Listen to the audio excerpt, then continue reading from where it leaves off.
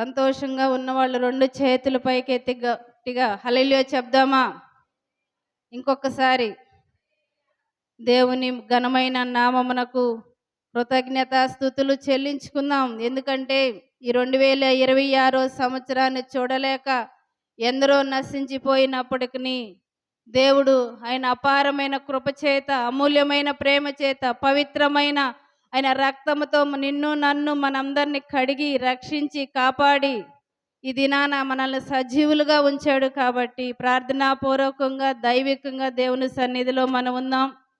ఈ రాత్రి కాల సమయంలో దేవుడు మనతో మాట్లాడిన అంశం ఏంటంటే, ధైర్యము కలిగిన స్త్రీలలాగా మనం ఎలా ఉండాలి. కుటుంబ జీవితంలో అయినా అయ్యుండొచ్చు, భక్తి జీవితంలో అయ్యుండొచ్చు, సంఘములో అయ్యుండొచ్చు, సమాజంలో అయ్యుండొచ్చు. ధైర్యము కలిగి ఎలాగా ఉండాలి అనేది ఈ రాత్రి మనం ఒకసారి ధ్యానం చేసుకుందాం. న్యాయాధిపతులు 4వ అధ్యాయం 17 నుంచి 22 వచనాలు చూద్దాం నాన్న.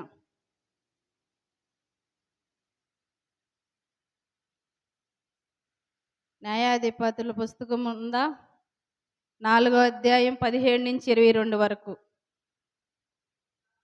ఉమ్, ఉమ్, ఉమ్, ఉమ్, ఆ. భార్య అయిన యాయేలు గుడారమునకు పారిపోయెను. యాయేలు సిసెరాను ఎదుర్కొనబోయి అతనిని చూచి, నా ఏలినవాడా,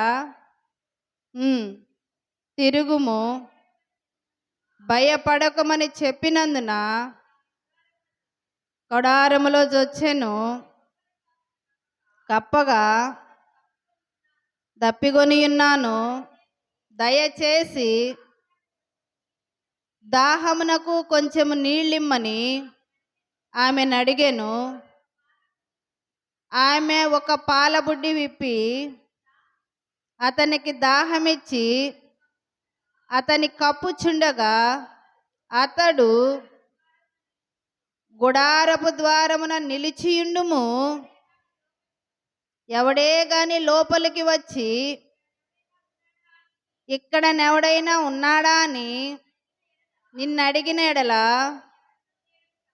నీవు ఎవడునూ లేడని చెప్పవలెననెను. పిమ్మట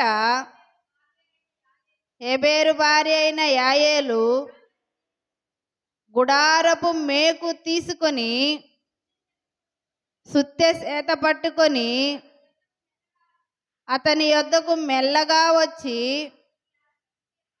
అతనికి అలసట చేత గాఢ నిద్ర కలిగి ఉండగా నేలకు దిగునట్లు ఆ మేకును అతని కణతలో దిగగొట్టగా అతడు సచ్చెను. చాలమ్మా. దేవా, ఇదిగో తండ్రి, విత్తబడిన వాక్యం నాయన పరిశుద్ధ గ్రంథంలోనిది నాయన చదివి ఉండగా వివరించగలిగే జ్ఞానం నాకు దయచేయండి. మొదటగా నాతో మాట్లాడి కూడి వచ్చిన సంఘముతో మీరు మాట్లాడండి తండ్రి. క్రీస్తు యేసు నామం పేరట అడిగి వేడుకొనుచున్నాము తండ్రి, ఆమేన్. ఇక్కడ మనం చూసినట్లయితే మనకు పాస్టర్ గారు ఎన్నోసార్లు చెప్పారు. ఏదంటే ఇక్కడ ఆయన నమ్మాడు. నమ్మి ఏం చేశాడు? ఆ యాయేలు గుడారం దగ్గరకు వచ్చాడు. ఎందుకంటే వారు సంధి చేసుకున్నారు కాబట్టి అక్కడికి వచ్చినప్పుడు ఆమె ఆహ్వానిస్తుంది, ఇటు తిరుగుము, రమ్ము లోపలికని పిలిచినప్పుడు సంధి చేసుకున్నాము కదా, అంటే సమాధానంగా ఉన్నాము కదా అని నమ్మి ఆ గుడారములోనికి పోయాడంట. చూడండి, శత్రు సైన్యాధిపతి సిసెరా యుద్ధంలో ఓడిపోయి ఆమె గుడారములోకి పారిపోయాడంట. పారిపోయినప్పుడు ఆ యాయేలు ఏం చేసిందంటే అతన్ని స్వాగతించి పాలు ఇచ్చి నిద్రపోయేలా చేసి అతను నిద్రలో ఉండగా గుడారంకి వేసిన మేకుతోటంట అతని తలలోకి బలంగా కొట్టి చంపేసింది. ఇక్కడ మనం చూసినట్లయితే ఆమె భయం కలిగి ఉండకుండా ధైర్యాన్ని అక్కడ ప్రదర్శించినట్లుగా మనం చూస్తున్నాం. ఎందుకంటే అతని వల్ల అక్కడ ఇబ్బంది కలుగుచున్నది కాబట్టి అక్కడ ఫలితం ఏమొచ్చిందంటే ఇజ్రాయేలుకి విజయం వచ్చింది. 40 సంవత్సరాలు వాళ్ళు శాంతిగా ఉండగలిగారు. హల్లెలూయా. ఈ రాత్రికాల సమయంలో ఇక్కడ ఇక్కడ దెబోరా చెప్పినట్లుగా ఆ ప్రవచించినట్లు అక్కడ జరిగిందనమాట. ఆశీర్వదించబడిన స్త్రీ అని అక్కడ కొనియాడబడింది. ఆమె పేరును అందరూ చెప్పుకొనటానికి ఆమె ధైర్యమే అక్కడ మనం చూస్తున్నాం. ఈ రాత్రి దేవుడు సాధారణమైన స్త్రీలుగా మనం ఉన్నప్పుడు, ఏమి తెలియని స్త్రీలుగా, జ్ఞానం లేని స్త్రీలుగా మనం ఉన్నప్పుడు కుటుంబాన్ని మన చేతికి అప్పగించాడు. భర్తని, బిడ్డల్ని, మన రక్త సంబంధికుల్ని, మన పెద్దలైన వారిని మన చేతికి అప్పగించినప్పుడు అపవాదైన సాతాను మన బిడ్డల మీదకి వస్తున్నప్పుడు, మన కుటుంబ జీవితంలోనికి వస్తున్నప్పుడు, లేదంటే మన యజమాని వైపు అది వస్తున్నప్పుడు, లేదంటే మన రక్త సంబంధికుల వైపు అది బలంగా వస్తున్నప్పుడు మనం ఏం చేయాలంటే ప్రార్థన అనే కవచాన్ని చేతబట్టుకొని అపవాదిని జయించే స్త్రీలుగా మనం ఉండాలి. ఉన్నప్పుడు మనం ఏంటంటే మన కుటుంబ జీవితాన్ని ప్రార్థనాపూర్వకంగా కట్టుకోగలుగుతాం. ఈ రాత్రి దేవుడు మనకు ఒక ఒక సవాలు మన ముందు ఇసురుచున్నాడు.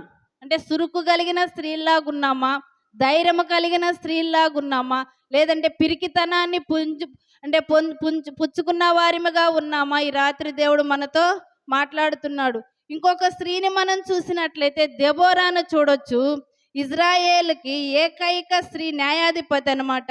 4వ అధ్యాయము 5వ వచనంలో మనం చూసినట్లయితే ఆమె గురించి ఉంటుంది. ఒకసారి చదువుతారా? ఆమె మన్యమందలి బేతేలుకును మధ్యనున్న దెబోరా సరళ వృక్షము క్రింద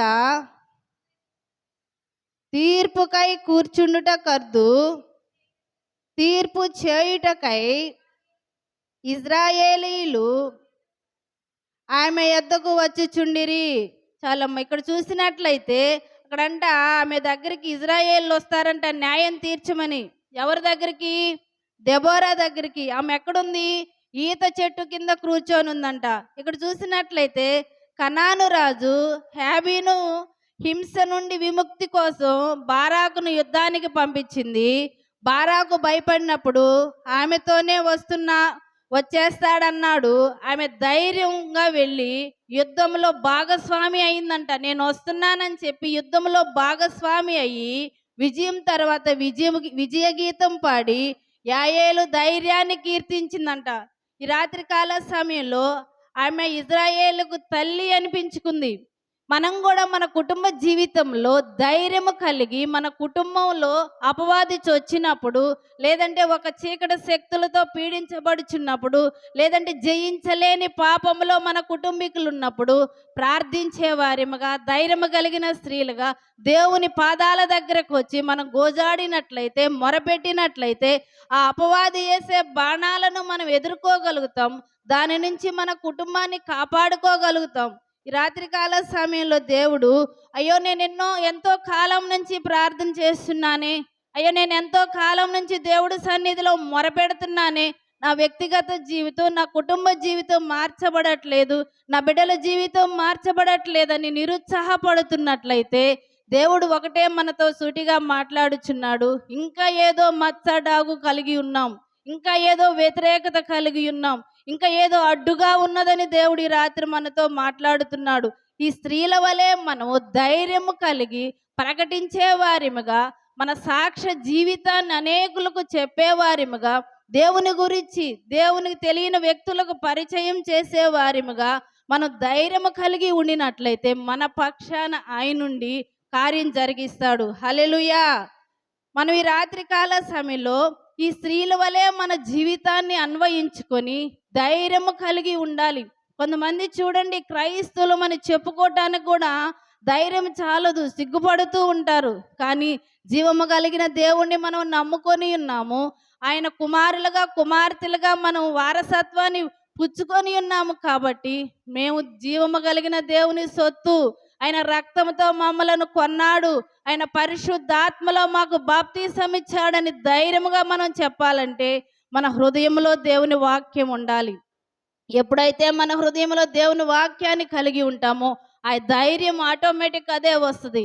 దేవుని వాక్యం మన హృదయంలో లేకుండా లోకానుసారమైన మన హృదయంలో ఉంచుకొని ఎప్పుడూ పిరికితనముగా వెనకే ఉండి మన దేవుని వాక్యాన్ని ధైర్యంతో ముందుకు రాకుండా ఇంక మనం ఏం చెప్పగలుగుతాం? నాకు జ్ఞానం లేదు, చదువు లేదు, వయసు లేదు అని ఏ కాడికి మనం కుంటి సాకులు చెబుతూ ఉన్నట్లయితే ఆ కోనేటి యొద్ద ఉన్న వ్యక్తి వలె మన బ్రతుకు అయిపోతుందని ఈ రాత్రి దేవుడు మనతో మాట్లాడుతున్నాడు. ధైర్యము కలిగిన స్త్రీల వలె మనం ఉండి మన కుటుంబ జీవితాన్ని ప్రార్థన కంచె వేసుకోవాలి. దేవుడు మన మొర ఆలకిస్తాడు. మన కన్నీరు వ్యర్థంగా పోదు. ఒకానొక దినాన జీవితాన్ని మనం పొందుకోగలుగుతాం. అది కుటుంబ జీవితంలో అంటే మన బిడ్డల జీవితం అయి ఉండొచ్చు, మన యజమానుడి జీవితం అయి ఉండొచ్చు, లేదంటే మన రక్త సంబంధికుల జీవితాలు అయి ఉండొచ్చు. ఎవరి గురించి అయితే మనం కన్నీరు కారుస్తున్నామో ఆ కన్నీటికి ప్రతిఫలాన్ని మనం చూడగలుగుతాం. చూడండి, మనం చూసినట్లయితే పరిశుద్ధ గ్రంథంలో లిఖించబడినట్లుగా కన్నీటితో విత్తుతూ పోవచ్చున్నవాడంట సంతోషముతోటి పనులు కూర్చుకుంటాడంట. చూడండి, మనం ఎప్పుడైతే మన శరీరాన్ని నలగొట్టుకొని మన ఆశలను చంపుకొని మన హృదయాన్ని మన ఆధీనంలో ఉంచుకొని దేవుని సన్నిధిలో కన్నీటితో మొరపెడతామో సాధించలేనిదంటూ ఏది ఉండదు. ఎందుకంటే మనం కన్నీటితో మొరపెడుతుంటే చూసిపోయే దేవుడు కాదు మన దేవుడు. మనల్ని చూచి చూడనట్టుండే దేవుడు కాదు మన దేవుడు. మన కోసం దినమెల్లా చేయి చాచి దినమెల్లా చాపుతున్నాడంట. చూడండి, మనకున్న ఓపికను బట్టి ఒక 10 నిమిషాలు ఒక అరగంట మన బిడ్డలను మనము అంటే దగ్గర తీసుకోవటానికి ఓపిక కలిగి ఉంటాం. కానీ ఆ తర్వాత ఇసుగు వస్తుంది. మనం చెప్పిన మాట వినకపోతే ఇంకా మనకి ఓపిక అనేది నశించిపోయి ఇసుగుదల వస్తుంది. కానీ పరమ తండ్రి దినమెల్లా గాయపడ్డ హస్తాలు మన వైపు చాపి ఇంకా నా వైపు చూస్తారు, ఇంకా నా సన్నిధికి వస్తారు, ఇంకా నేను చూపిన మార్గంలో నడుస్తారని మన కోసం దినమెల్లా ఆయన గాయపడ్డ హస్తాలు చాపుచున్నాడంట. మనం ఆయన గాయపడ్డ హస్తాల కిందకి, ఆయన గాయపడ్డ హస్తాల చాటుకి, ఆయన ఆరోగ్యకరమైన రెక్కల చాటుకి మనం వచ్చినట్లయితే మనకి జీవితాన్ని ఇస్తాడు. ఈ స్త్రీలు ఏ విధముగా ధైర్యము కలిగి శత్రువుని చంపగలిగారు, ధైర్యము కలిగి ప్రవచించగలిగారు, ధైర్యము కలిగి ముందు కొనసాగగలిగారు, ధైర్యము కలిగి తీర్పరిగా ఉన్నారు. అట్లాంటి జీవితాన్ని మనం కూడా పొందుకోవాలని ఈ రాత్రికాల సమయంలో దేవుడు మనతో మాట్లాడుచున్నాడు. మన కుటుంబ జీవితంలోనే అపవాదిని జయించలేక, మన కుటుంబ జీవితంలోనే మంచి సాక్ష్యమును కలిగి ఉండలేకపోతే మనం సమాజంలో దేవుని గురించి ఎలా చెప్పగలుగుతాం? ఇంకొక స్త్రీని మనం చూడవచ్చు. 84 ఏళ్ళు వృద్ధురాలైనప్పటికీ ధైర్యము కలిగి దేవాలయంలో ఉపవాసం ఉండి ప్రార్థనలతోటి జాగారములతోటి తన జీవితం అంతా శేష జీవితం అంతా దేవుని ఆలయంలోనే గడిపిందంట. కానీ మనం గడుపుతున్నాం మన జీవితము? మన కాలాన్ని ఎక్కడ గడుపుతున్నాం? వ్యర్థమైన స్థలాల్లో గడుపుతున్నామా? పరిశుద్ధ స్థలంలో గడుపుతున్నామా? దేవుని వాక్కులు వినే స్థలంలో మనం ఉంటున్నామా? లేదంటే వ్యర్థమైన ముచ్చట్ల వినే స్థలాల్లో మనం ఉంటున్నామా? ఈ రాత్రి దేవుడు మనతో మాట్లాడుతున్నాడు. బాలయేసును చూసి ధైర్యముగా ఆయన రక్షణ గురించి యెరూషలేము వారికి ప్రకటించిందంట ఈ స్త్రీ. అన్నా అనే స్త్రీ. లూకా 2వ అధ్యాయం 36 నుంచి 38 వరకు మనం చూసినట్లయితే ఆమె గురించి చదవగలుగుతాం. ఆమె ఎలా జీవించింది. కనీసం ఆ వృద్ధాప్యంలో కూడా ఉపవాసం ఉండి ప్రార్థన చేసిందంట. మనం కొంచెం యవన కాలంలో ఉండి ఉపవాసం ఉండాలంటే ఏమో మన ఆరోగ్యం ఏమైపోయిద్దని ఉపవసించడానికి చాలామంది భయపడుతూ ఉంటారు. ఈ రాత్రికాల సమయంలో ఈ 3 స్త్రీల గురించి మనం చూసాము. కానీ మనం మన దేవునికి ఏమి ఇస్తున్నాం? మన హృదయాన్ని ఇస్తున్నామా లేదా? లేదంటే మనం దేవుని కొరకు జీవించగలుగుతున్నామా లేదా అనేది ఈ రాత్రి దేవుడు మనతో మాట్లాడుచున్నాడు. మనం దేవునికి దగ్గరస్తులుగా ఉండాలంటే, దేవుని కలిగి జీవించాలంటే మనం ఏమి చేయాలంటే ఇక్కడ మనం చూసినట్లయితే దానియేలు వలె మనం జీవించాలి. ముమ్మారు ప్రార్థన చేశాడంట. కఠినమైన శాసనాలు ఉన్నప్పటికీ, ప్రార్థించకూడదని శాసనాలు ఉంచినప్పటికీ ముమ్మారు యెరూషలేము తట్టు కిటికీ తెరిచి మోకాళ్ళేసి ప్రార్థించాడంట. కానీ మీరు ప్రార్థిస్తే రేషన్ కార్డు తీసేస్తాము, మీరు దేవుని సన్నిధికి వెళితే మీకు వచ్చే బెనిఫిట్స్ తీసేస్తామంటే భయపడి మాకు దేవుడు వద్దేమొద్దు, ఇచ్చే బెనిఫిట్సే కావాలన్న స్థితిలో ఇప్పుడు నేటి సమాజం ఉంది. కానీ రాత్రికాల సమయంలో దేవుడు ధైర్యము కలిగి దేవుని సన్నిధిలో మనం గడిపినట్లయితే, మొరపెట్టినట్లయితే, కన్నీరు కార్చినట్లయితే మన అవసరతలు అక్కర్లు తీర్చే దేవుడు. మొదట నా నీతిని రాజ్యాన్ని వెతికితే మీకు కావాల్సింది ఇస్తానని దేవుడు మనతో సూటిగా మాట్లాడుచున్నాడు. మనం ఏం ఎతుకుతున్నాం? మనం ఈ లోకంలో మనం ఏం ఎతుకుతున్నాం? దేవుని రాజ్య వ్యాప్తి కోసం మనం పరుగులెత్తుతున్నామా? మన సంపాదన సమకూర్చుకోవడానికి పరుగులెత్తుతున్నామా? రాత్రికాల సమయంలో దేవుడు మనతో మాట్లాడుచుండగా దానియేలు సింహాల బోనులో వేసినప్పటికీ చూడండి, దేవుడు ఆయన్ని నమ్మకంగా వెతికేవారినంట విడిచిపెట్టడంట. ఎప్పుడైతే మనం దేవుణ్ణి హత్తుకొని ఉంటామో, దేవునికి లోబడి ఉంటామో, దేవుని సన్నిధిలో నిరంతరము ప్రార్థిస్తూ కన్నీరు కారుస్తూ జాగారం చేస్తూ మన శరీరాన్ని నలగొట్టుకుంటామో, మనకి ఎదురుగా వచ్చే శోధన అయి ఉండొచ్చు, అది ఎలాంటి సమస్య అయి ఉండొచ్చు, ఎరుకోలాగా ఎత్తైన సమస్య అయి ఉండొచ్చు, లేదంటే ఎర్ర సముద్రం లాంటి లోతైన సమస్య అయిన ఉండొచ్చు. వాటన్నిటిని జయించగలిగే మరి ఒక మార్గాన్ని దేవుడు మనకు చూయిస్తాడంట. ఎప్పుడంటే మనం విశ్వాసముతో దేవుని వెతికినప్పుడు, పూర్ణ మనసుతో పూర్ణాత్మతో దేవుని వెతికినప్పుడు ఆయన మన హృదయం అనే తలుపు చెంతనే ఉంటాడంట. ఎప్పుడు నన్ను ఆహ్వానిస్తుందా, ఎప్పుడు నన్ను ఆహ్వానిస్తుందా అని. కానీ లోకాన్నంతా మనం లోపలికి ఆహ్వానిస్తాం, కానీ దేవుని మాత్రం మన హృదయంలోనికి ఆహ్వానించలేని స్థితిలో ఉన్నామని ఈ రాత్రి దేవుడు మాట్లాడుతున్నాడు. ఈ స్త్రీల వలె మనం ఎలా ఉండాలంట? ధైర్యం కలిగి ఉండాలి. మనం ఎన్నోసార్లు చెప్పుకున్నాం కదా, సామెతలు 31వ అధ్యాయం చదువుచున్నప్పుడు ఆ స్త్రీ ఏం చేసిద్దంట? రేయి మొదటి జామున లేసి తన పని కత్తెలకు పని చూసిద్దంట. చూడండి 31వ అధ్యాయంలో ఒకసారి.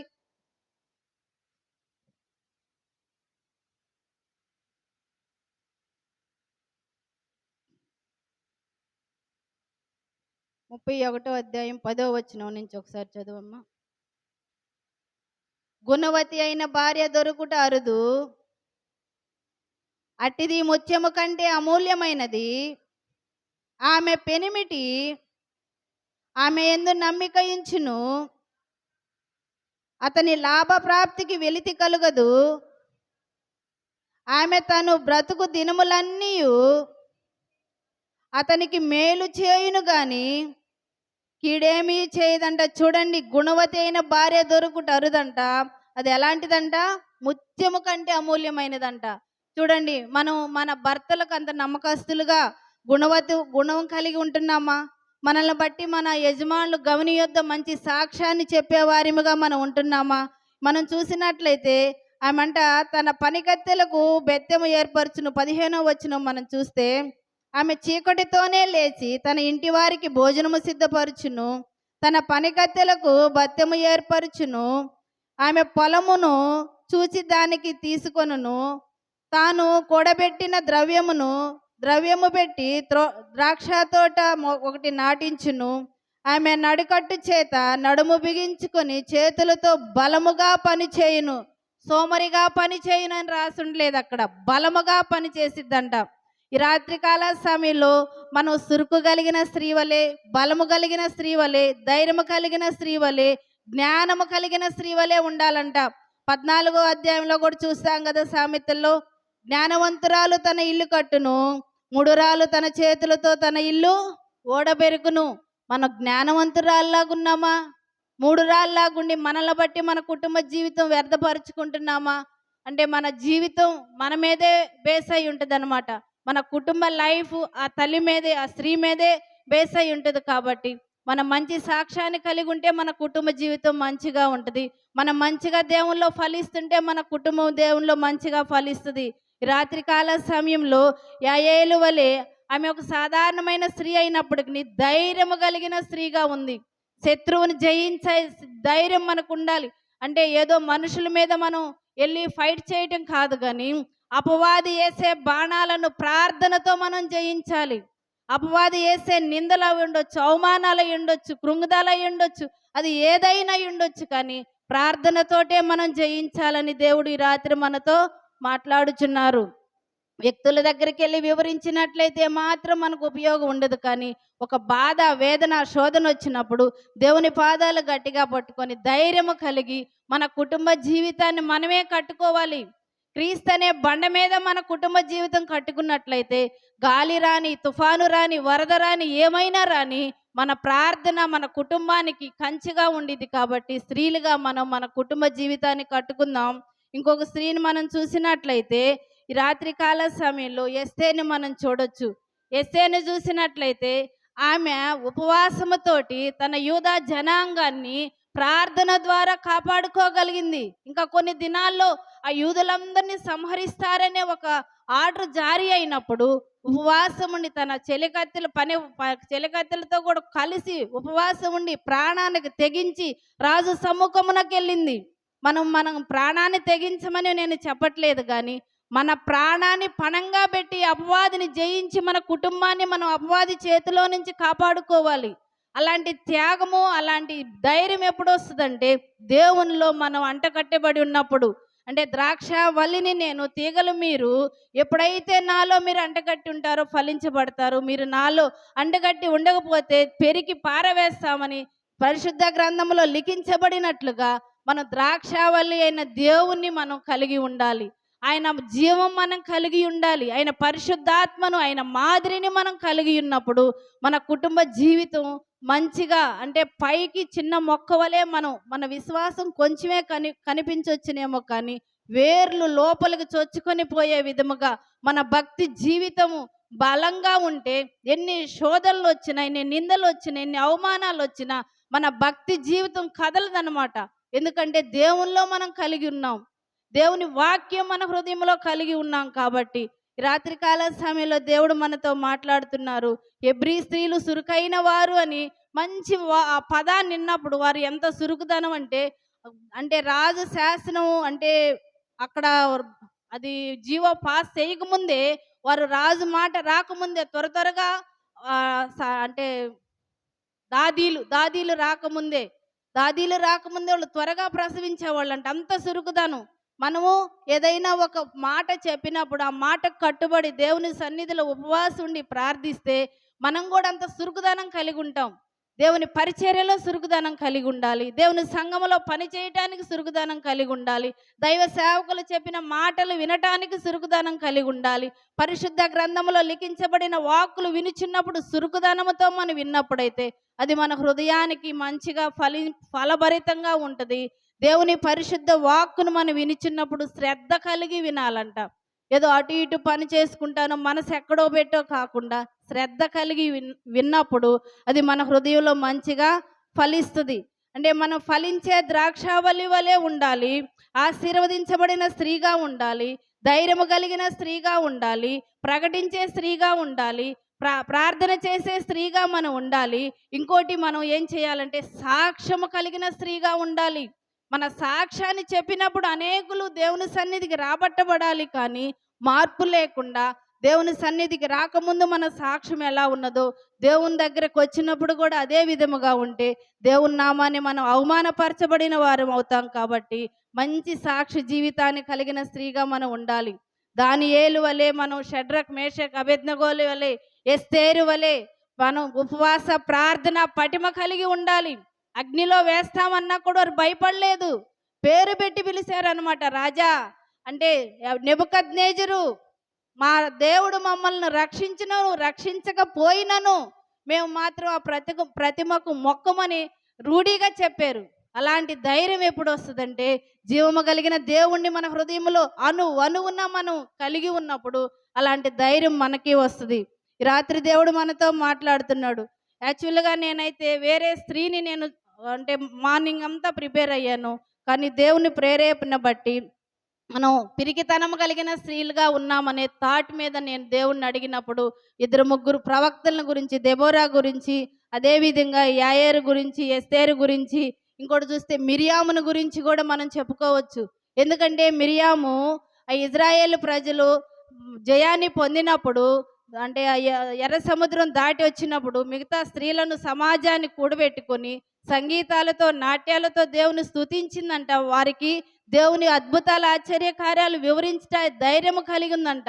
చూడండి, రాత్రికాల సమయంలో మనం వినిపోవటం కాదు, కానీ మన దేవుడు మనకు చేసిన కార్యాలను కనీసం బయటికి కాకపోయినా మన జీవితంలో, మన బిడ్డల జీవితంలో, మన కుటుంబ జీవితంలో దేవుడు ఎన్నో మేళ్ళు చేశాడు కదా. వాటిని గురించి అయినా మనం వివరించే వారిముగా, చెప్పేవారిముగా, ఇతరులతో షేర్ చేసుకునే వారిముగా మంచి సాక్ష్యాన్ని కలిగి ఉండాలని రాత్రి దేవుడు మనతో మాట్లాడుచున్నాడు. మనం దేవుని గురించి చెప్పడానికే సిగ్గుపడుతున్నట్లయితే దేవుని రాజ్యానికి మనం ఏ విధంగా ప్రయాసపడగలుగుతాం? ఆయన రాజ్య స్థాపనకు మనం ఎలా ముందుకు కొనసాగలుగుతాం? దేవుడు ఈ రాత్రి మనతో అదే మాట్లాడుతున్నాడు. నీ కొరకు నేను రక్తం కార్చాను తల్లి. నీ విడుదల కోసం, నీ బంధకాల నుంచి విడిపించాలని నీకు పరిశుద్ధాత్మనిచ్చాను. నీకు నేను బాప్తీసం ఇచ్చాను. కానీ నువ్వు నా గురించి చెప్పడానికి సిగ్గుపడుతున్నావని ఈ రాత్రి దేవుడు మనతో సూటిగా మాట్లాడుతున్నాడు. కాబట్టి దేవుని గురించి ఇది మొదలుకొని, అయ్యా ఇదిగో పరిశుద్ధాత్ముడైన దేవుడు, సజీవుడైన దేవుడు ఉన్నాడు. ఆయన మా కొరకు ప్రాణం పెట్టాడు, మా కొరకు రక్తం కార్చాడు. మేము మోయవలసిన నిందలను ఆయన మోసాడు, మేము మోయవలసిన భారాన్ని ఆయన మోసాడు, మేము తినవలసిన దెబ్బలు ఆయన తిన్నాడు. ఆయన సజీవుడుగా ఉన్నాడు. ఇదిగో మా కొరకు మరణించి మూడవ దినాన సజీవుడై లేచాడు. నా దేవుడు గొప్ప దేవుడని చెప్పే స్త్రీలుగా మనం ఎప్పుడుంటామంటే, దేవుల్లో మనం మంచి సత్సంబంధాలు కలిగి ఉన్నప్పుడు. అంటే మనం దేవుని సన్నిధికి వచ్చినప్పుడు ఆత్మీయులుగా ఉండటం కాదు, కానీ మన పని బాటల దగ్గర, మన రాకపోకల్లో, మన బంధువుల దగ్గర మనం మాటలు కూడా ఎట్టుండాలంటే ఉప్పు వేసినట్లు సారవంతముగా ఉండాలి. తగు మాత్రం మాటలే ఉండాలి. ఎవరి గురించో మనం వ్యర్థమైన సంభాషణ మనకొద్దు.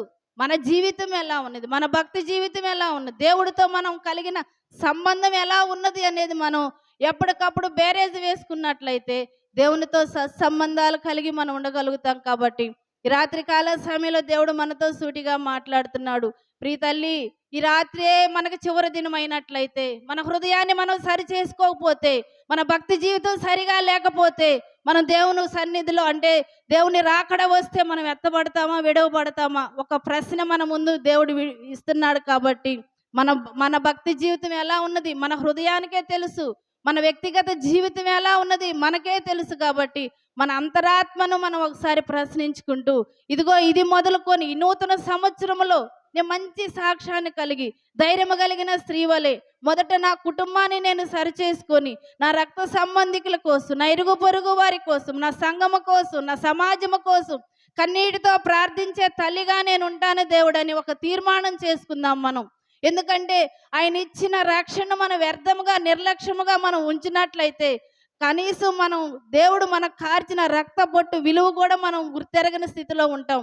మన కోసం ఒక్క రక్త బొట్టు కూడా లేకుండా చివరిగా నీరు వచ్చేంతగా మన కోసం కార్చాడు. కాబట్టి అయ్యా, నీ త్యాగం ఎంతో గొప్పది నాయన. నా కోసం ప్రాణం పెట్టావయ్యా.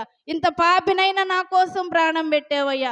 ఇంత నీచ స్వభావం ఉన్న నా కోసం ప్రాణం పెట్టావా దేవాని. ఈ రాత్రి కాల సమయంలో కనీసం ఒక 10 నిమిషాలు కన్నీటితో ప్రార్థిస్తే దేవుడు మన కుటుంబ జీవితాన్ని మార్చటానికి, మన వ్యక్తిగత జీవితాన్ని మార్చటానికి మన మధ్యలోనే ఆయన ఉన్నాడు. కాబట్టి లేచి నిలబడి, దేవా ఇదిగో తండ్రి, ఈ నూతన సంవత్సరంలో నాయన, ఈ మొదటి మాసములో తండ్రి, మొదటి స్త్రీల కూడికలో నాతో మాట్లాడేవయ్యా. నీ గురించి చెప్పటానికి నేను సిగ్గుపడకూడదయ్యా. నా కోసం ప్రాణం పెట్టిన దేవుడివి, సజీవుడిగా ఉన్న దేవుడు కదా నాయన. నాకు ధైర్యాన్ని దయచేయండి అయ్యా. నా పాప జీవితాన్ని, నా మురికి జీవితాన్ని నన్ను నుంచి విడుదల చేసి నాయన, నాకు నూతన జీవితం ఇచ్చావయ్యా. నాకు మంచి ఆయుష్ ఆరోగ్యం ఇచ్చావయ్యా. నీ గురించి నేను చెప్పలేకపోతున్నానయ్యా అని ఒక్కసారి మన హృదయ పరిశీలన చేసుకుందాం తల్లి. ఏమో ఈ రాత్రి దేవుడు మనల్ని అడిగితే మనం ఏం సమాధానం చెప్పాలి? ఇన్నాళ్ళు ఎన్నో వాక్యాలు విన్నాం మనం. ఆ వాక్యం ఒకటన్నా మన హృదయానికి తీసుకుంటే మనం మార్చబడతాం. మన కుటుంబం కోసం కన్నీటితో ప్రార్థించగలుగుతాం. మనం మంచిగా